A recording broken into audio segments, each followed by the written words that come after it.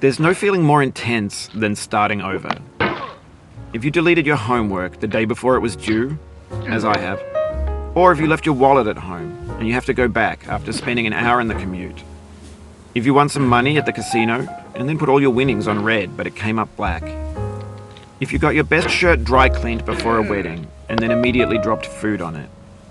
If you won an argument with a friend and then later discovered that they just returned to their original view. Starting over is harder than starting up. If you're not ready for that, like if you've already had a bad day, then what you're about to go through might be too much. Feel free to go away and come back. I'll be here. Alright, thanks for coming with me on this trip. I'll understand if you have to take a break at any point. Just find a safe place to stop and quit the game. And don't worry, I'll save your progress, always, even your mistakes. This game is a homage to a free game that came out in 2002, titled Sexy Hiking. The author of that game was Jazuo, a mysterious Czech designer who was known at the time as the father of B games. And B games are rough assemblages of found objects. Designers slap them together very quickly and freely, and they're often too rough and unfriendly to gain much of a following. They're built more for the joy of building them than as polished products. In a certain way, Sexy Hiking is the perfect embodiment of a B game. It's built almost entirely out of found and recycled parts, and it's one of the most unusual and unfriendly games of its time. In it, your task is simply to drag yourself up a mountain with a hammer. And that act of climbing, in the digital world or in real life, has certain essential properties that give the game its flavor. No amount of forward progress is guaranteed. Some cliffs are too sheer or too slippery. And the player is constantly, unremittingly in danger of falling and losing everything. Anyway, when you start Sexy Hiking, you're standing next to this dead tree that blocks the way to the entire rest of the game. It might take you an hour to get over that tree, and a lot of people never got past it. You prod and you poke at it, exploring the limits of your reach and your strength, trying to find a way up and over. And there's a sense of truth in that lack of compromise. Most obstacles in video game worlds are fake. You can be completely confident in your ability to get through them once you have the correct method or the correct equipment or just by spending enough time. In that sense, every pixelated obstacle in Sexy Hiking is real. The obstacles in Sexy Hiking are unyielding, and that makes the game uniquely frustrating. But I'm not sure Jazuo intended to make a frustrating game. The frustration is just essential to the act of climbing, and it's authentic to the process of building a game about climbing. A funny thing happened to me as I was building this mountain. I'd have an idea for a new obstacle, and I'd build it, test it, and it would usually turn out to be unreasonably hard. But I couldn't bring myself to make it easier. It already felt like my inability to get past the new obstacle was my fault as a player rather than as a builder. Imaginary mountains build themselves from our efforts to climb them, and it's our repeated attempts to reach the summit that turns those mountains into something real. When you're building a video game world, you're building with ideas, and that can be like working with quickset cement. You mold your ideas into a certain shape that can be played with, and in the process of playing with them, they begin to harden and set until they're immutable, like rock. And at that point, you can't change the world. Not without breaking it into pieces and starting fresh with new ideas. For years now, people have been predicting that games would soon be made out of prefabricated objects, bought in a store and assembled into a world. And for the most part, that hasn't happened, because the objects in the stores are trash. I don't mean they look bad or that they're badly made, although a lot of them are.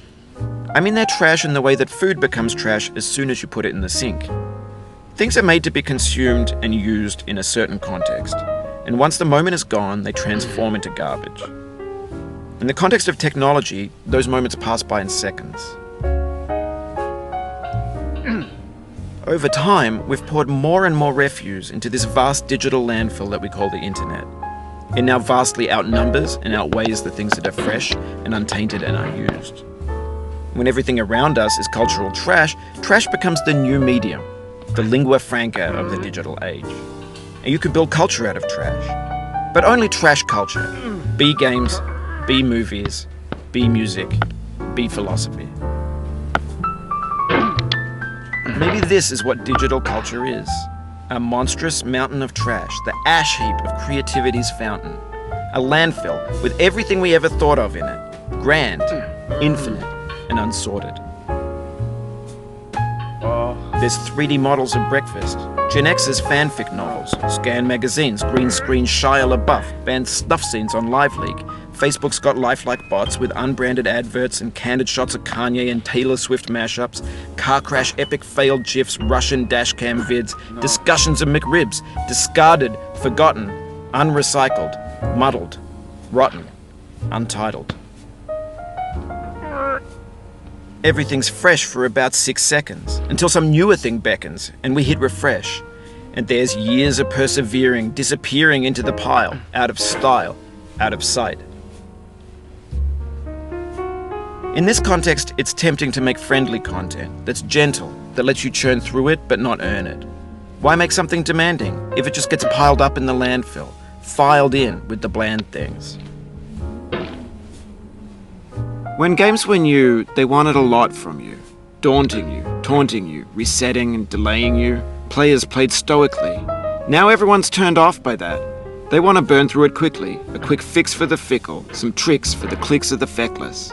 But that's not you, you're an acrobat. You could swallow a baseball bat. Now I know, most likely you're watching this on YouTube or Twitch, while some dude with 10 million views does it for you, like a baby bird being fed chewed up food. That's culture too.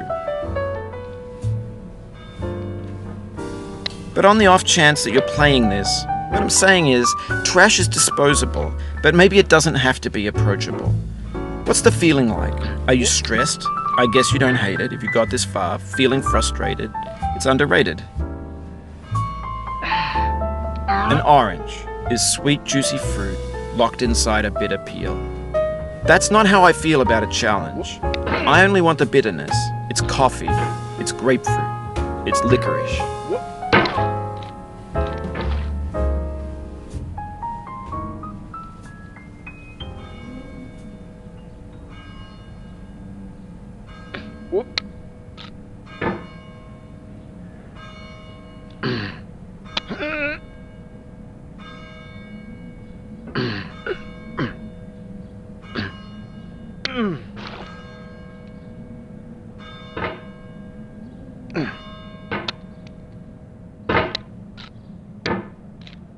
It feels like we're closer now, composer and climber, designer and user. You could have refused, but you didn't. There was something in you that was hidden, that chose to continue.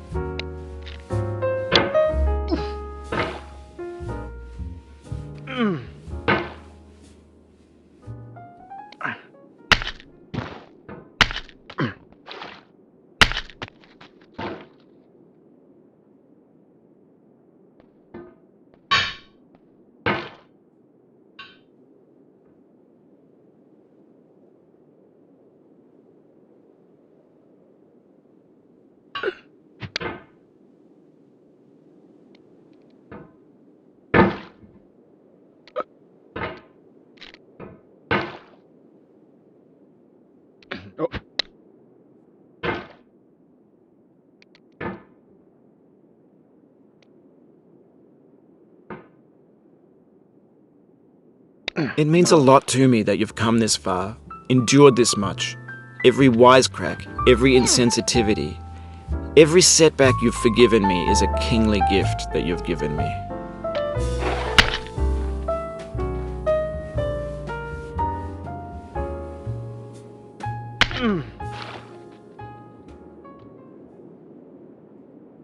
Oh no.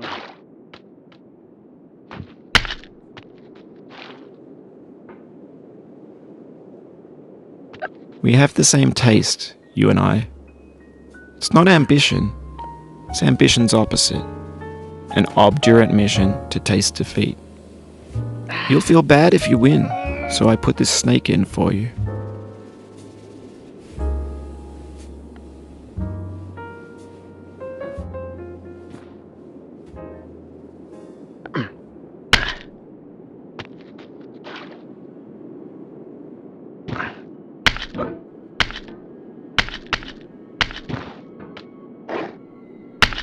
Have you thought about who you are in this?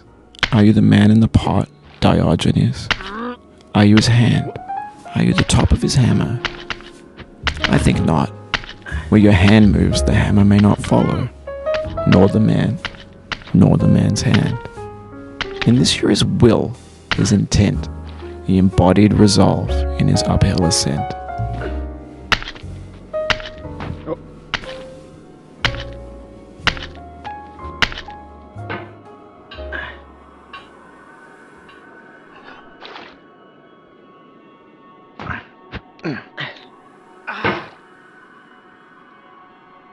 Now, you've conquered the ice cliff, the platforms, the church, and the rectory, the living room and the factory, the playground, the construction site, the granite rocks, and the lakeside. You've learned to hike. There's no way left to go but up, and in a moment I'll shut up. But let me say, I'm glad you came.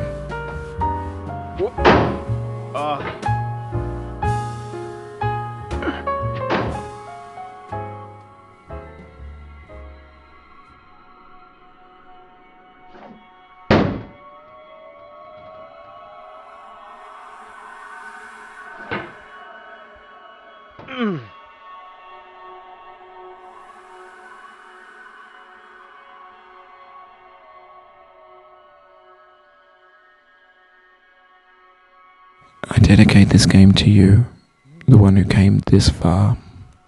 I give it to you with all my love.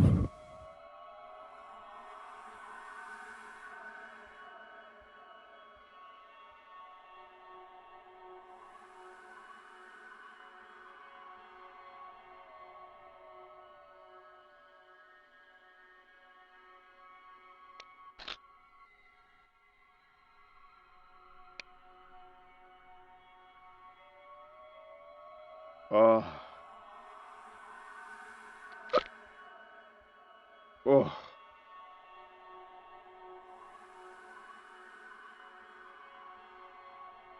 What?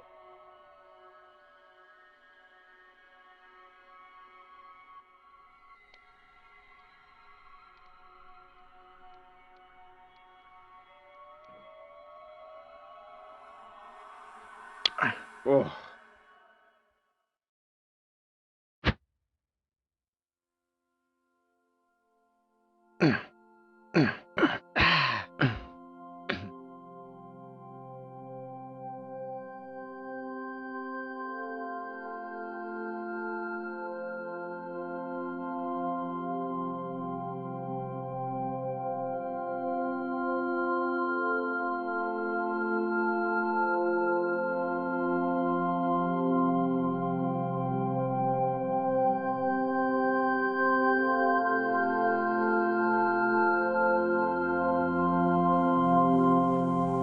I'm going down the road feeling bad. Lord, I'm going down the road feeling bad. I'm going down this road feeling bad. And I ain't gonna be treated this away. I'm going where the chill wind never blows. Lord, I'm going where that chill wind never blows. I'm going where that chill wind never blows. And I ain't gonna be treated this away.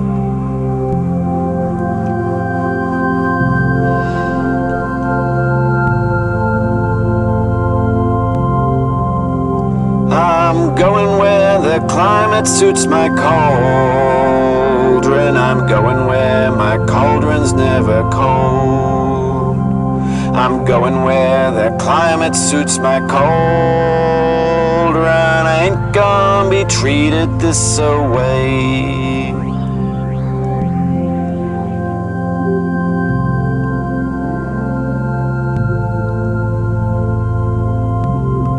I'm going down this road feeling bad. Lord, I'm going down this road feeling bad. I'm going down this road feeling bad. And I ain't gonna be treated this away, way, way, way.